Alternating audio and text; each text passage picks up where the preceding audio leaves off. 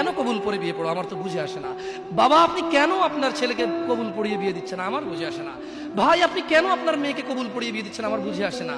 আপনার মেয়ে হলুদ কাপড় পরে, মাথার মধ্যে খোপা দেয়, 3 জন এসে দুধ খাওয়ায়, 4 জনে কোলে নিয়ে নেয়, 6 জনে গান বাজায়, 10 জন এসে হলুদ মাখে, শুধু বুঝি মৌলবি দিয়ে কবুল পড়ালে বুঝি মুসলিমের বিয়ে হয়। শুনুন, আপনার নবী মুহাম্মদুর রাসূলুল্লাহ সাল্লাল্লাহু আলাইহি ওয়াসাল্লাম কবুলের পদ্ধতি দিয়ে গেছেন, তাই কবুল পড়ায় মুসলমানের বিয়ে মনে করেন না। কিন্তু বাকি যেগুলো করেন এগুলো কার পদ্ধতি? কার? মিথ্যা কথা বলবেন না। হুজুর ডেকে খুতবা পড়ে কবুল পড়ে বিয়ে কার পদ্ধতি? আল্লাহর নবীর। এই গান কার পদ্ধতি? কেন করতেছেন? ওটা তো আপনার বিয়ের অংশ, বিয়ে না হলে তো বাজাতেন না।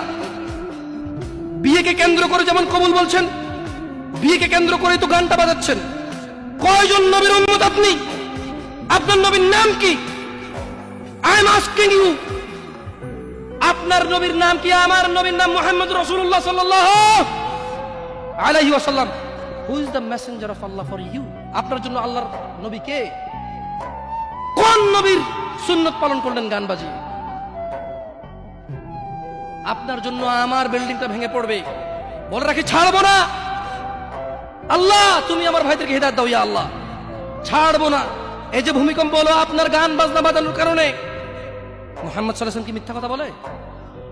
কারা কারা হাত তোলেন তো যে মুহাম্মদ সাল্লাল্লাহু আলাইহি ওয়াসাল্লাম জানে না, মুহাম্মদ সাল্লাল্লাহু আলাইহি ওয়াসাল্লাম জানে না, এরকম কারা কারা স্বীকার করে? আল্লাহ নবী বলেছে যখন বাদ্যযন্ত্র বেড়ে যাবে, গায়িকারা সম্মুখে এসে নাচবে, তুমি অপেক্ষা করো, পাহাড়গুলো কেঁপে উঠবে, পৃথিবীটা নড়ে উঠবে। জালজালা ইযা যুলজিলাতিল আরদু জিলজালাহা, যখন পৃথিবী প্রবল কম্পনে প্রকম্পিত হবে।